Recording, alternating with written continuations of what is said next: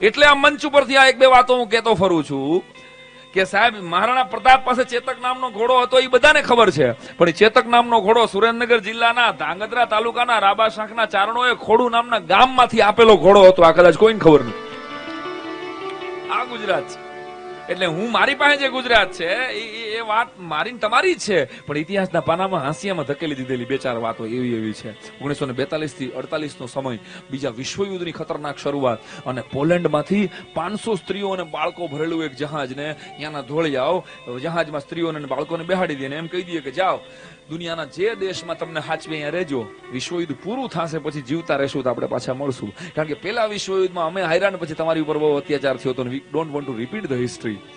500 સ્ત્રીઓ અને બાળકો ભરેલું પોલેન્ડમાંથી જહાજ નીકળે, અને એ પોલેન્ડમાંથી નીકળેલા જહાજને વિશ્વનો એક પણ રાજા હાચવવા તૈયાર ન થાય. એ જહાજ થાતું જામનગર આવે, અને જામનગરના દિગ્વિજયસિંહ એને 500 સ્ત્રીઓ માટે પોતાનો હવા મહેલ એક બે દિવસ માટે નહીં, પૂરા 7 વર્ષ સુધી ખાલી કરી દે, અને એની એજ્યુકેશન સિસ્ટમ ગોઠવે. એ સિસ્ટમ એટલે આપણી સૈનિક બાલાછડી સ્કૂલ પોતે છે. ક્યારેક તો આ નવી પેઢીને ખબર પડવી જોઈએ કે એમાંથી એક જણો કોઈ પોલેન્ડનો વડાપ્રધાન થયો છે. 1991 માં 130 જણાનું ડેલિગેશન પોલેન્ડ થી આવ્યું હતું, અને એ બધાના ઘરમાં ભગવાન જીસસની હારોહાર દિગ્વિજયસિંહનો ફોટો છે કે આ રાજા નો હોત ને તો અમારી પ્રજા કોઈ જીવતી ન હોત, અમારો વંશ જીવતો ન હોત. આ ગુજરાત છે. આ ગુજરાત છે સાહેબ. ભાવનગર જિલ્લો, સરદાર પટેલને તુલસી દળ ઉપર સૌથી પહેલું કૃષ્ણકુમારસિંહજીએ રજવાડું આપ્યું. એવો તાકાતવાળો રાજા, જેને કૃષ્ણકુમારસિંહજીને પછી મદ્રાસના ગવર્નર બનાવવામાં આવ્યા સાહેબ, ઓનર્ડ કરવામાં આવ્યા. એવો બુદ્ધિશાળી રાજા.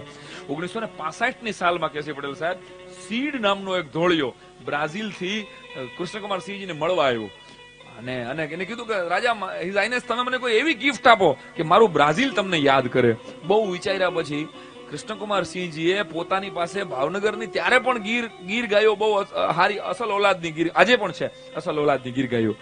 કૃષ્ણકુમારસિંહજીએ પટેલ સાહેબ એને પુષ્પા નામની ગીર ગાયનો નંદી ભેટમાં આપેલો. મારા પુસ્તકમાં એનો ફોટો છે, ટંકસુમલ ગુજરાતીમાં.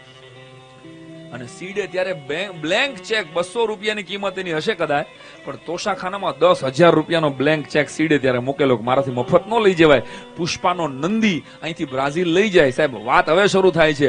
બ્રાઝિલની આખી ઇકોનોમી આપણે આપેલા નંદી થકી ચેન્જ થાય, અને 32 લાખ ગીર ગાયો સાહેબ અત્યારે બ્રાઝિલમાં છે, થેન્ક્સ ટુ કૃષ્ણકુમારસિંહજી ગોહિલ. એના $7 આપણી ગીર ગાયનો ફોટો છે. અહીંયા આ વાત અટકે નહીં પટેલ સાહેબ. તમે ઇન્ટરનેટ ઉપર ક્યારેક જોવાની આવો ને કહું છું સર્ચ કરજો. બ્રાઝિલના સંસદ ભવનની સામે એક સ્ટેચ્યુ ઊભું છે, અને સ્ટેચ્યુ આપણા કૃષ્ણકુમારસિંહજી ગોહિલનું છે. આ ગુજરાત.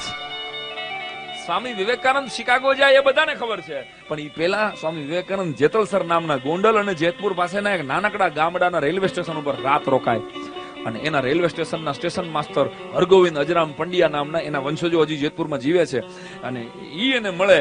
હરગોવિંદ પંડ્યાને એમ થાય કે આવો હારો અને તેજસ્વી સાધુ, એનું નામ ત્યારે કોઈ ઓળખતા નહોતા. સ્વામી વિવેકાનંદ જગત ઓળખતું નહોતું ત્યાર પહેલાની વાત કરું છું.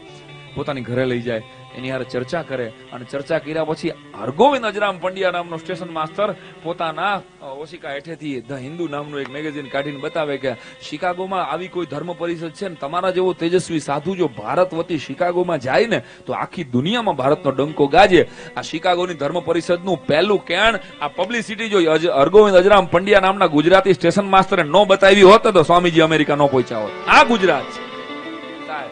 મારી પાસે મારું ગુજરાત છે એટલા, અને દરેક પાસે પોતાનું હોવું જોઈએ ગુજરાત. તમે વાંચો તો ખરા યાર, ક્યારેક વોટ્સઅપમાંથી સિરિયલોમાંથી ટાઈમ કાઢી અને 5 પુસ્તકો ભેટ આપજો. હું તો કહું છું તમારે સંતાનોને એના જન્મદિવસ ઉપર એને વાંચવાની. અહીં મારા પુસ્તકો તમને કાઉન્ટર ઉપરથી છેલ્લે મળશે, અને પણ પ્રાર્થના એ કરું છું કે સંતાનોને 5 પુસ્તકો વાંચતા કરજો, એટલા માટે કે નહીતર કઠણા એ થશે કે 25-50 વર્ષ પછી આની આ વાત સાલી ગુજરાતની આપણને છે ને ગુજરાતી ભાષાની ચર્ચા અને ચિંતા અંગ્રેજીમાં કરવી પડશે. આવો સમય ન આવે, આવો સમય ન આવે. એના માટે આપણે આપણા ઇતિહાસથી અલગ થતા ગયા સાહેબ. આપણા ચાણક્યના શબ્દો છે કે જે પ્રજાની પેઢીને એની પ્રજાના પુરાતન ઇતિહાસથી ડિસ્કનેક્ટ કરી નાખો એટલે એનું ઓટોમેટિક પતન થઈ જશે.